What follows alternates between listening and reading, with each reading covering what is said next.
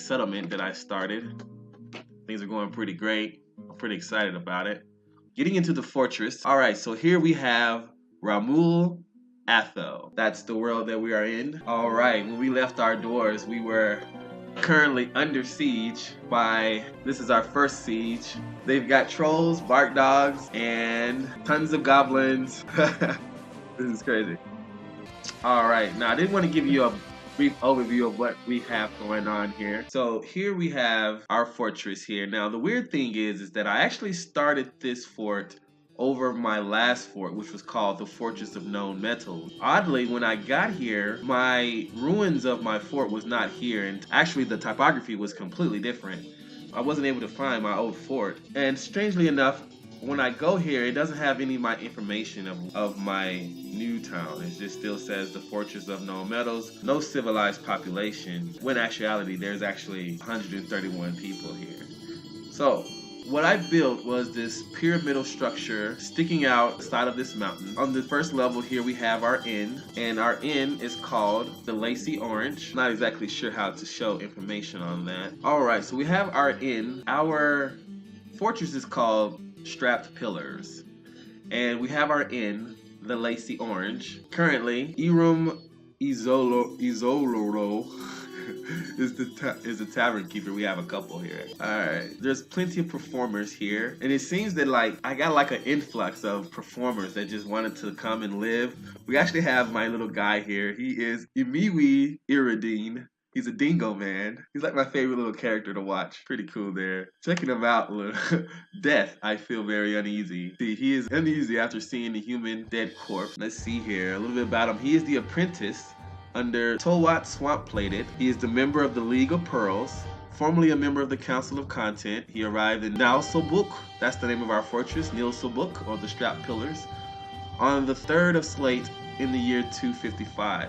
He is 27 years old and born on the 1st of Granite in the year of 183. His hair is sandy taupe, his skin is cinnamon, his eyes are orange. Now he actually is living here with us in our fort, Nilesobok, which is pretty cool. Alright, and on the second level here we have our siege weapons. I guess these are just for show, because they honestly wouldn't be able to hit anything unless it's flying around on this Z level. Now this is where we first started, so I haven't really fixed this place up a lot, but I have a little small farm here and a bunch of stockpiles on the first level. There used to be a trade depot here, however, the goblins who are currently at my back door, they destroyed all of that. Now, in the first year when I was here, this elemental force, this fire blob came and it burnt down everything. We've had several forgotten beasts, and usually we just seal ourselves up because my squad, even though I have a couple, they weren't strong enough to fight them. I've actually tried to fight with this siege several times,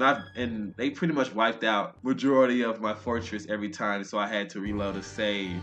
So currently, our first level, and I tried to make it pyramidal so each level was bigger than the last.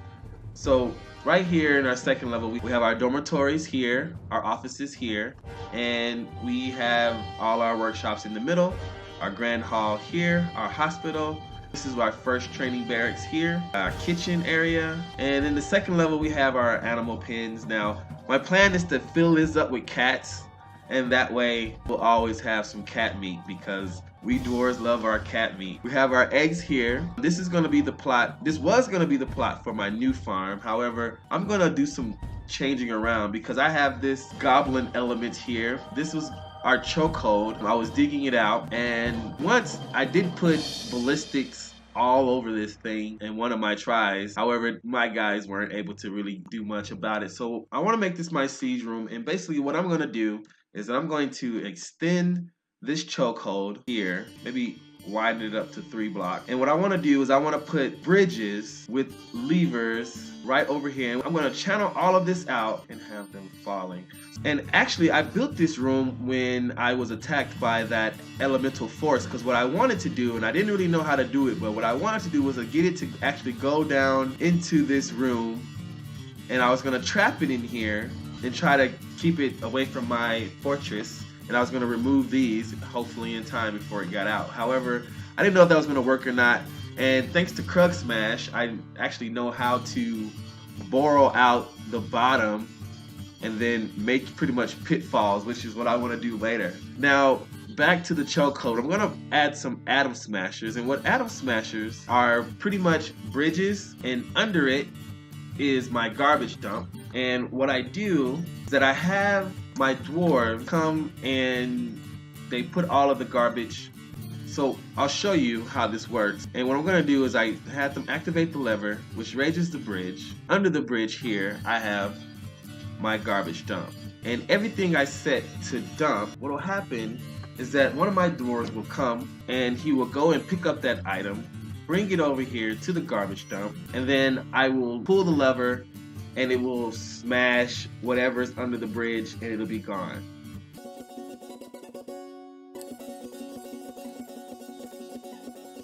I love watching this part too, it's really cool. Alright, so now I activate the lever and one of my dwarves is gonna come and flip that switch and it's gonna massacre and obliterate what's ever under it. So cool.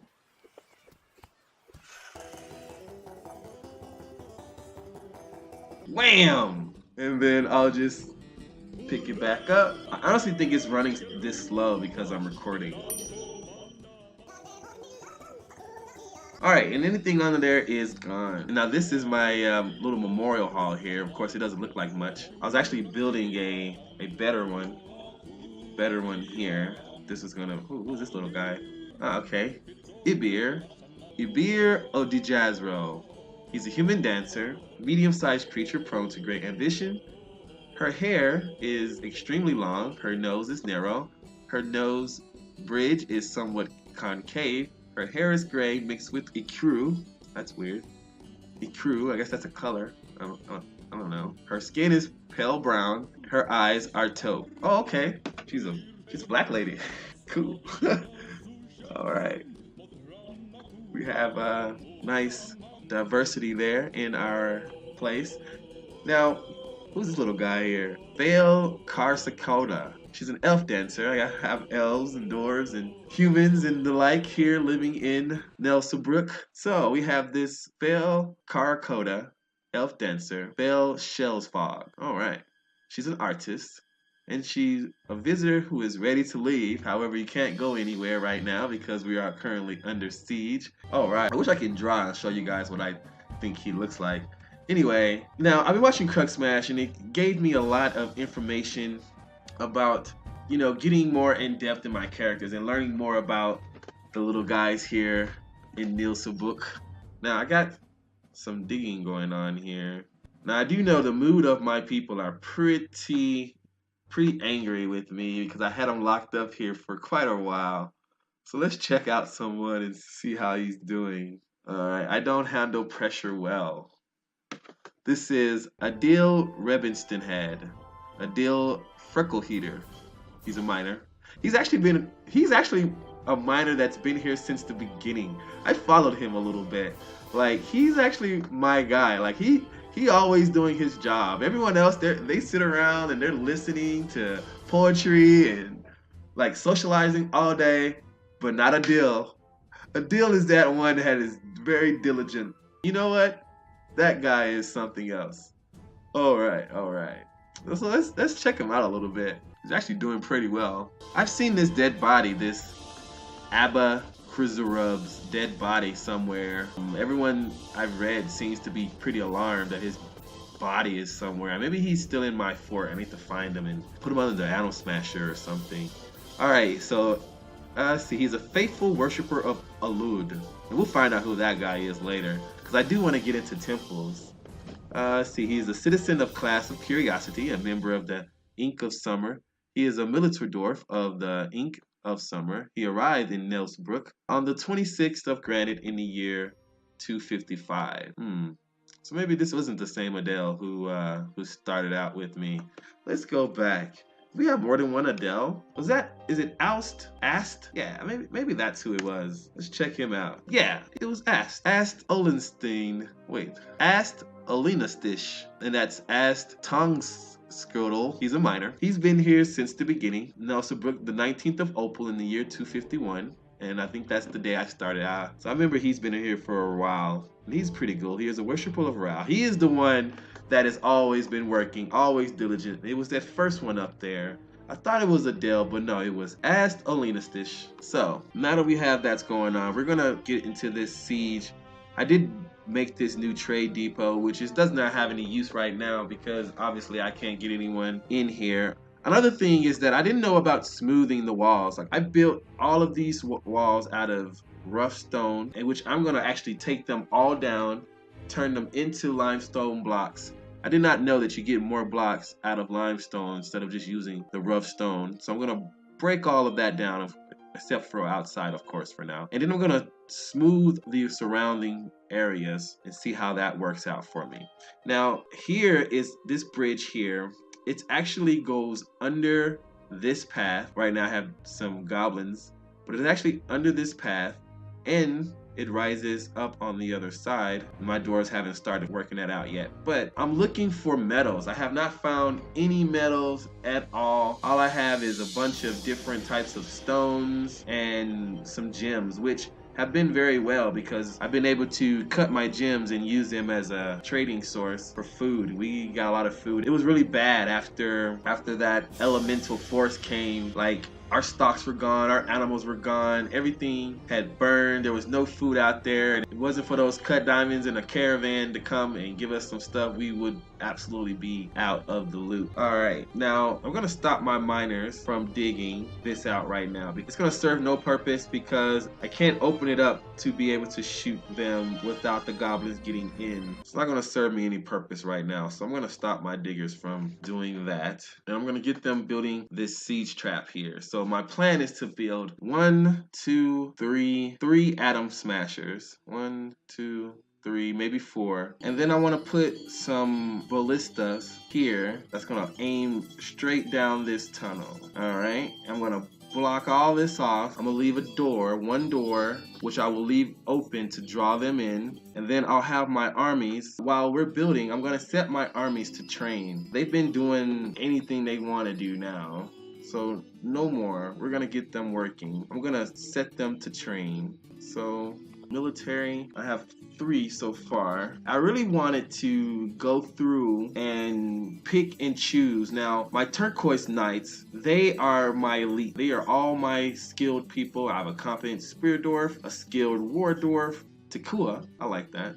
Tekua of Naloled, my mace dwarf. It sounds really, really cool. He's a competent mace dwarf. And then we have Tulan Zerathmat, the competent hammer dwarf. Another competent mace dwarf, another spear dwarf. All right, now, unfortunately, they don't have those particular weapons. That's my elites, the turquoise knights. We're kind of naming ourselves after the jewels that we've been finding. All right, so I want to get them started on training. They're going to start training in their barracks. This is the Turquoise Knights barracks. Alright, these are my elite fighters. We're going to set them as well to train. And I want to have all my teams training while I am building my traps. Over here, this is my well. I was actually able to get this well in place before they showed up, which was great. I actually built this well because when that force came, we were stuck inside and my people got really upset, and they were drinking.